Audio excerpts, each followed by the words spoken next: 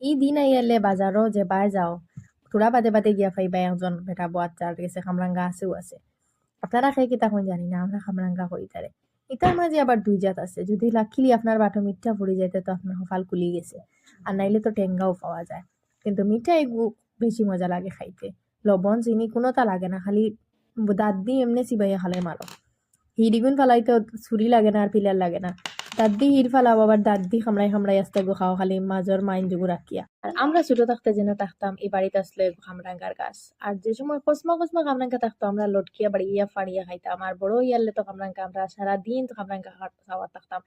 গাছটা কিটা আসরে পড়তো দৌড়িয়া গিয়া লইতাম আর খাইতাম, কতনি মজা লাগতো। না লাগতো সুরিয়া, না লাগতো লবণ, হুদ্দা খাইতে খাইতে শেষ আমরা। আপনারা এলাকার বাড়িতে আসেনি খামরাঙ্গার গাছ? তে ছোট থাকতে যে পার্টনার হলোর লগে খামরাঙ্গা তুবাই আমরা খাইতাম, ফাড়িয়া খাইতাম, আইজও পার্টনার হল আই গেছিলা। আর ছোট থাকতোর মেমোরিরে তাজা করার লাগে কইলাম খামরাঙ্গা ওগর আছে, জলদি চাটনি বানাইলাই আর বানাইয়া মজা করে খাইলাম। খামরাঙ্গা খুব বেশি মিঠা আছিল, খাইতে খুব বেশি মজা লাগছে। চাটনি করার আগে আমি তো বড় বড় যে গুনিগুন 3 থেকে মনে হয় 3-4টা আমি খাইছি।